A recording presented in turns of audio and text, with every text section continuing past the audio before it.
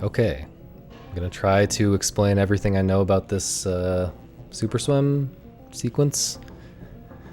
I don't fully understand everything about it, but I'm gonna do my best. I have this number on the screen here, this minus 17.4. That's my linear velocity. You can find that, like you can find the memory address for that in some resources document in the MM Discord somewhere. Yeah, that's helpful for seeing when you lose speed during your super swim. And what else? Oh yeah, I have my input display here. So this, I mean, the main directions I'm going to be holding are up left, which is this. Some values that look like this is up left. Some values that look like this is up right, and then just up. Okay, so I think we all know how to do a recoil flip. So I'm not showing that part. I've got a save state here, and I hope I have a save state here. There, now I have a save state here. Okay, so the way that I do this, well, yeah, there are a few. I'll just start by saying what I think of it as there are 3 different ways to lose speed during the beginning part of this super swim. And the obvious one is just having a bad rhythm. So if I'm slowing down my rhythm here, you know, when I do a really slow rhythm, I start losing a little bit of speed. You know, losing little bits of speed at a time like that. That's you can be pretty sure that if you're losing little bits of speed like that, it's because you have a bad rhythm. Your rhythm's too slow. Okay, so that's the easy one. The more complicated ones, if you're too far to the left here, and you sink down onto where this green pipe is, you can see I just landed on that green pipe. So, where's my thing? I was sinking down like this, and then I landed right on that pipe. That is a slope. If you hit it, I mean, I assume this is why it works. I assume this is why that happens.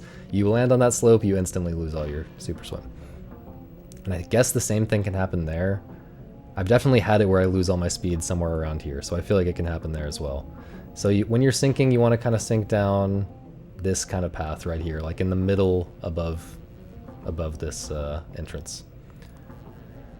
And then also up here, let's see if I can show it. I'm gonna show it. Up here, you can also land on top of the red pipe all the way up here. If you go too far to the right, you know, to the right from this perspective, I go like way over here. I think that's what just happened. Yeah, I landed up on the top of here, hit here, and lost all my speed immediately. Okay, so that's the second way to lose speed. You hit a slope. Third way to lose speed, which may not be unrelated to the first two. Maybe somehow it's related to the first two, but I feel like it's probably related to the current, because I feel like it only happens in this room. But I don't know how to demonstrate it because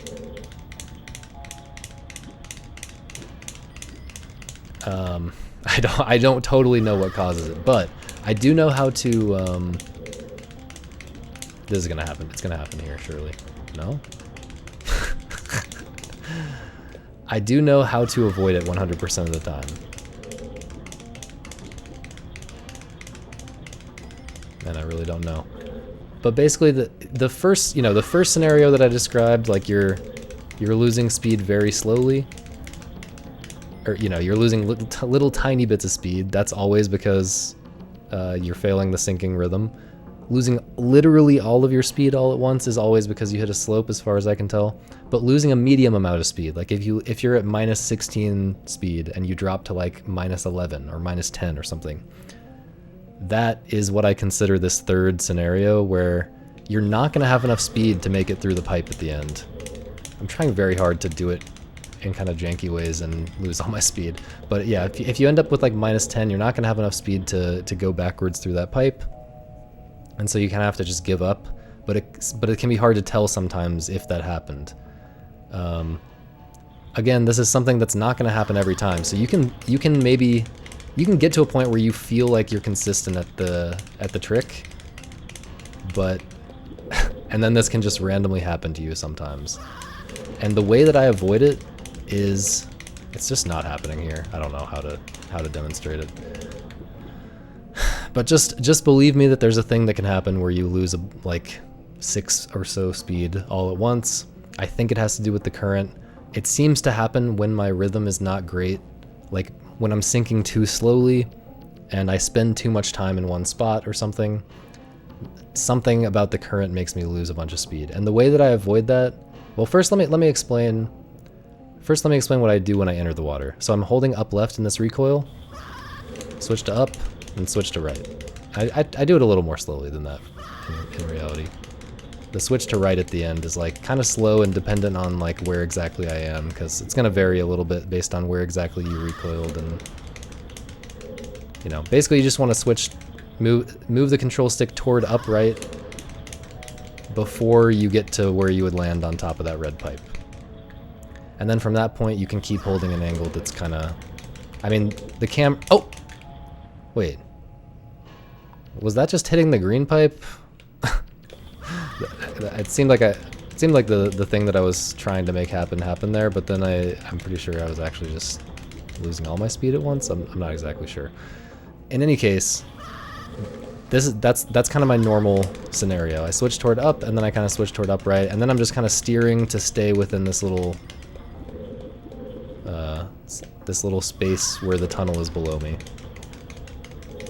But if I'm sinking really slowly, like in a scenario like this, where I'm failing to sink as quickly as I should be, I get scared because I'm afraid that third scenario that I don't understand is going to happen. And that's when I start smashing the control stick. I was doing it right there if you saw the input display. But I'm smashing the control stick back and forth between up left and up right. And you can take a break for like one BA cycle. I'm smashing it back and forth once per BA, you know, rise and sink cycle. But you can skip one if you need to adjust your, you know, if you need to make Link go a little bit to the left or right, it's totally fine to skip the smashing back and forth for one of those BA cycles. But basically continually changing the way that Link is turning like that, for some reason, completely solves that third type of speed loss that I don't understand. So in most scenarios, you should be able to just, you know, not really be moving the control stick like crazy and make it down here, and it's totally fine. But what I do is if I start to panic because I feel like like at this point I'm not dropping quickly enough. Something happened, I got stuck or something. I got a little bit stuck on something, and I was scared that third type of speed loss was going to happen for whatever reason it happens, and I just start doing it at that point. And I kind of do it, you can probably just tell from looking at the input display, but sometimes I even do it at the very beginning like that, but you don't have to do that. This is probably not doing a great job of explaining this, but it's because I don't understand this trick, man. I don't understand what causes you to lose speed. I don't understand why I'm doing this back and forth thing. It's just a thing that I figured out that helps. I don't know why I lost a bit of speed there. That was weird. Like here I'm doing a very poor job sinking, but I'm not afraid of losing speed because I'm doing my smashing back and forth thing. But yeah, I try to insert the back and forth, the swap from up left to up right, I try to insert that after the B press and before the next A press, kinda. But I don't know, you can tell exactly when I do it by watching my input display. Okay, I'm gonna move on from that. I'm gonna assume you understand super swims generally, I guess. So like, but I'll explain what I do here. So once I notice that I'm under this like lip of the tunnel, I'm like in the tunnel here. Whenever I do my next A press after that point, after that A press, I don't continue with BA. I instead start mashing target. And the mashing can be very slow. Like look how slow I'm mashing it, and I'm still keeping all my speed. You can mash it fast if you want to, but let me try to save a state in the tunnel here. Let's try to have more speed.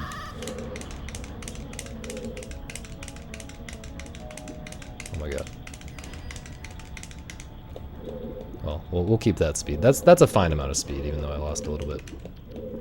Okay, so at this point I'm just pressing target. And you can go all the way and just do the super swim, or sorry, do the flying Zora from this point. See, that kind of worked. I didn't get as much height as you really want, but, you know, what I'm saying is you can theoretically skip the next part that I'm about to explain and just do the flying Zora. That's what happens when you go incredibly early. But it makes it way harder.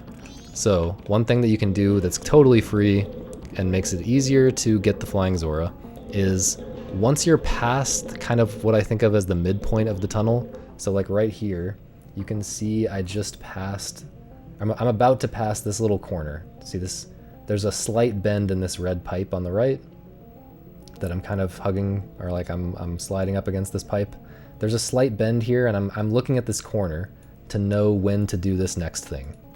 Okay, so once I'm past that corner, and by the way, when I'm past in a real run, you will see the background change. So in a real run, you'll see back here, this area back here in the background, or for, you know, where Link is looking, back here where you came from, it will flash to black very briefly. There's some kind of loading or unloading situation going on. And after that has happened is when you can cancel the surfacing animation, which is what I'm about to explain. Okay, so after you're past this point, you just need to press B and then A. And then, okay, see what I've done here? I'm still super swimming. I'm slamming against a wall, so you can't really tell very easily. But I'm still super swimming, but even though I'm at the surface. And the way that I did that is by just stopping my target rhythm. So I stop mashing target to press B and then press A, and then I continue pressing target. That's all. And that just cancels the animation where Link comes up to the top of the water and takes a breath, so that you can just be at the surface, continuing your super swim. That makes it a lot easier here because you can have an angle that's not so sharp. It makes it so that you can have an angle that's not so sharp. Like in that case, my angle was I had an angle that wasn't like, so like your angle, basically how much time you spend on this slope of this pipe. So this green pipe is what we're dealing with this to get this flying Zora. The more frames you can spend on this pipe, like on the slope of this pipe, but not at the top and hitting the wall, the better. The more lenient the A press for the flying Zora is going to be. Okay, so you want an angle that's not like this. You know, if you have an angle like this, which is what the tunnel is going to try to give you if you don't, you know, if you just don't do anything with control stick here, that's like an angle where it like slams you right into the pipe really fast as soon as you come out of the tunnel, which, as you just saw, it is possible to get the flying Zora like that, but it's like maybe one frame to get the fast one. I'm not sure exactly. It's much more precise. So what you want is to get an angle where you're kind of turning left a little bit. So what I'm doing is I'm holding left.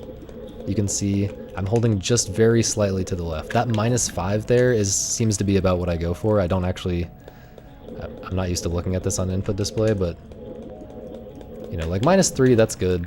I don't know, somewhere in there.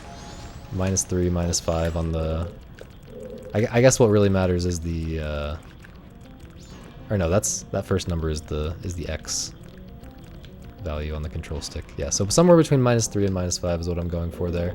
So I'm just moving the control stick very slowly. Whoops, I accidentally just lost speed somehow. Very slowly toward the left as I'm doing this BA and all that. And then right before I do the flying Zora, I just stop mashing target, release the stick. I'm just releasing everything right before I do the flying Zora. And it's not very precise when you release everything. You can release everything. I mean, so like watch the last time I press target and how long it is before I lose any speed. It's like almost a full second before I lose speed after pressing target. So, you know, that's the amount of time that you have to release. You can release that far, you know, you can stop mashing target and release everything almost a second before doing the flying Zora, and it's fine. And even if you release earlier than that, you'll just lose a little bit of speed and it'll make the flying Zora timing kind of awkward. But anyway, doing that with the control stick as you're coming out of that tunnel is going to give you an angle more like this. An angle where you're kind of going back toward the pipe. You are pointed toward the pipe a little bit, but you're kind of going to be grazing up on the pipe for a while. You're not just smashing up on the pipe and then straight up into the wall, and then, you know, there's just more frames when you have an angle. When you have an angle kind of like this, there's just more frames that you spend on the slope of the pipe, which will give you the flying Zora. So that's why I'm controlling my angle like this. What else? What have I not explained yet? Let's see, that's late. Oh, I guess I should show, just make sure you know what it looks like when you're late early. That is late. That's like super late. I didn't press A until he's like went all the way up the pipe. So usually if that happens, I mean, every time when that happens, it means you press the A button late. But usually that will happen when your angle is too sharp. So your angle is like facing, you know, Link is facing too far to the right, which means his back is pointed too much toward the slope. And then the opposite would be like you start holding too far to the left and you get some crazy angle like this, and then you probably pressed A too early in that case. So in that case, you don't get enough height, and that's what it looks like. You kind of get a flying Zora, but not enough height. And in that case, that means you probably would have been better off with an angle slightly more, slightly more right, slightly more with your backs toward the slope.